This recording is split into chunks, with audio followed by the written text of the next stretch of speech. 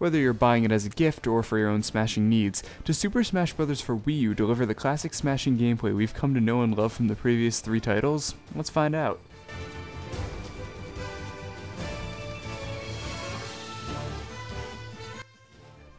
Smash 4 has a variety of game modes to choose from right off the bat, along with a variety of characters. Almost all of them are unlocked from the get-go, so if you bought the game on launch, you won't be disappointed with the starting roster.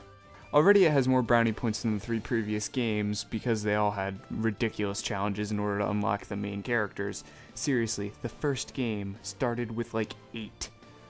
How about the stages? Well, they're all, for the most part, unique and colorful, bringing many gimmicks, both good and bad, to the table.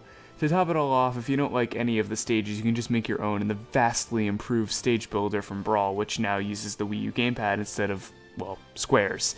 Some stage gimmicks can be pretty damn annoying. If you've ever played on Wily Castle without switching to Final Destination mode, you'll know exactly what I'm talking about.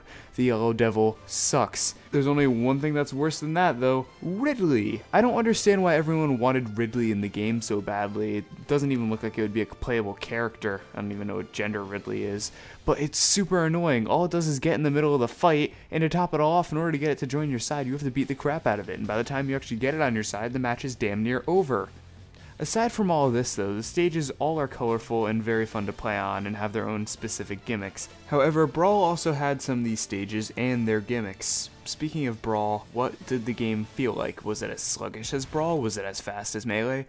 Unfortunately, it's not as fast as Melee, which is something that a lot of people are looking forward to. Personally, I'm not a fan of that quick of gameplay. I can't play Street Fighter because it goes way too freaking fast for me, but then again, it shouldn't be a Super Street Fighter game, it should be a Super Smash Bros. Game. I feel that the speed is closer to the N64 one mixed with Melee. It's not as sluggish as Brawl, and it's not as ridiculously fast as Melee. Speaking of ridiculously fast, the internet connection, how does that work? Well, I am here to report that it works really well. Now for some reason, I never got any connection problems whenever I played Brawl online when I used to have it at, my old house, but that might have been because my router was 2 feet from my Wii, and I also used the Ethernet port. I never quite understood why everyone claimed that they had bad connection issues and lag. It ran fine for me, sometimes there's a bit of slowdown, but for the most part it was absolutely perfect. This game does run a lot smoother though. I've only noticed a couple hiccups a couple times, and it's mostly because people have poor connections. Now how does the price tag on this game? I don't normally talk about prices, but this game retails for $60, but you're not only going to be spending $60 on it. If you're smart like most people, you're going to pick up one of these little amiibo figures as well. I picked up a Kirby one and named it Dyson. I know I'm not that clever. But basically, what an amiibo is an AI, which you can use either on your team or against you. For example, a lot of your friends want to come over, so you boot up an 8-player Smash and, oh no, there's only 7 people. What do? Scan an amiibo. And you can let that fight against you, or if you do team battle, let it fight with you and completely rape all of your other opponents, and if they bitch about it, say, haha, I have an amiibo and you don't. The amiibo is super cool, and the paint job is pretty well done on it. Maybe I'll do a review on this thing alone, but for the most part, it's a really well done product, and it works really well with Super Smash Bros. Speaking of multiplayer, Classic Mode's actually been given a multiplayer function now, and it's also nothing like Classic Mode. I hate whenever they update this. It doesn't need to be updated, just make it random battles like it used to be since Melee.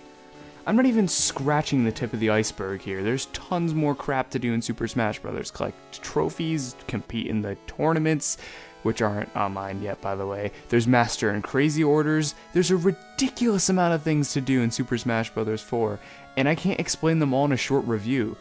So, despite all the negative things I've said about this game, the positives overwhelm it. The huge roster of characters, the stages are all unbelievably fun, the game's in HD, Duck Hunt's there, that's kinda cool. This game's overall a very fun experience, especially when you're playing with friends or family, or online, which has been given a good buff.